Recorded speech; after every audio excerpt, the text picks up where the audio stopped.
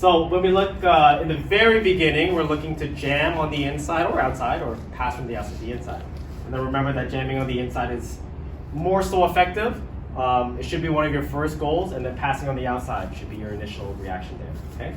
But when we're on the inside here, two hands looking to control the shoulder. This is the safety hand, this is the priority. Elbows tucked in, not trying to grab, connecting with that push, right? And again, the further I am in, or the closer I am, the more safe, because the apex of the strike is in that actual fist, okay? So when you step, you don't want to go away from them.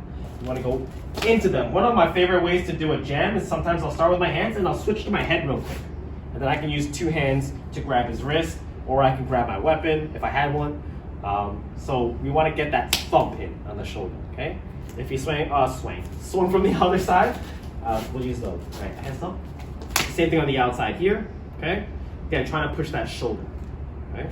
When we look to pass, it gives me that same one. I'm going right, left, and then that transitions me to the inside. Or I'm going left, right, that transitions me to the outside.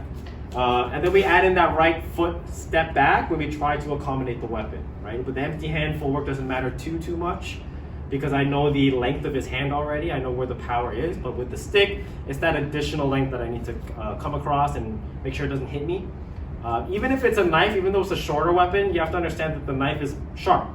So the last thing you want to do, like if he had a knife in his hand and I was carrying it down like so, I don't want to just give enough, because if anything were to move here, I slightly move back, he slightly moves forward, whatever it is, I'm going to get hit. That's a line that I don't want to cross. I don't want to just barely make it. And that's why it's important to drop the weight so that I can create as much space but still be connected as possible, right? And that's something you want to practice in empty hand, with stick, eventually with knife. And then it becomes universal. Anytime you parry, you drop the weight, okay? And you'll see what I'm going to talk about in a second, but all right, if you can grab the stick. We start off with that first disarm from angle 2. Here's that drop. You bring it down, bring it back up, and it comes out that fast, right? So when you decide to go for some sort of outside disarm, and most likely Ryan decided that because he did an angle 2, right? When I'm passing, I never stop it and then move it.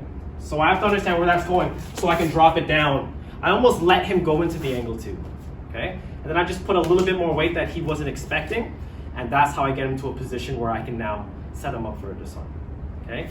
When you go for an angle 1, we go for the jam, we work our way down, twist the stick, hit it out. If we keep going here, I do my angle 2, he's gonna follow up with the disarm, and he strikes it out like so, right? So I'm gonna make Ryan do it right now, but you're gonna notice there's 2 drops. Oh, sorry, sir. No, I think. Okay, anyways, we come here, so I come here, I disarm. When he does the disarm, there's the first drop, okay? He goes for the disarm here, he punches. Notice that our hands are now up, right? So when he comes down for the Kali flow, you're gonna drop it again. And then now you're gonna come up and you're gonna attack and then break the bit. Like, don't lose those details of the Kali flow just because you disarm. Disarming is supposed to enhance your Kali flow, not the other way around, okay? Because I can still Kali flow him if he didn't lose the stick. It's arguably much more dangerous, but I can still do that, right? So the disarm is only meant to enhance what I'm doing. It's supposed to level out the playing field so I feel more free when I'm grappling him. Because at any point he can take the stick and start whacking me in the head or turning it in different angles. And if he knows how to grapple with it, he can put it across the joint, pull me in for chokes and takedowns. Okay?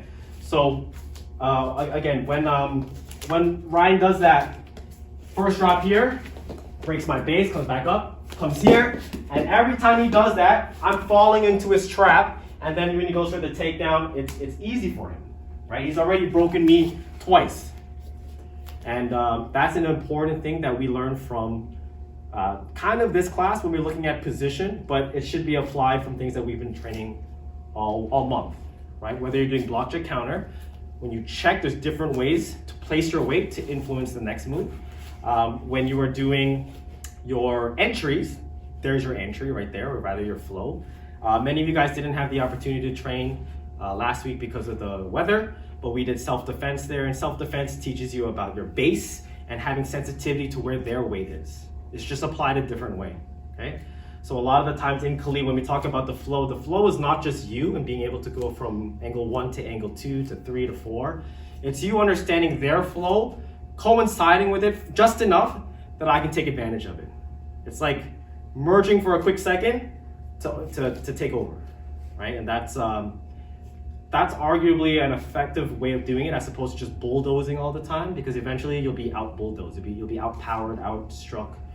But when I create this like safety zone, or if I let Ryan feel comfortable, like, oh yeah, this is what I wanted, and I kind of just flow with him, then I catch him off guard, and then that's when I get him.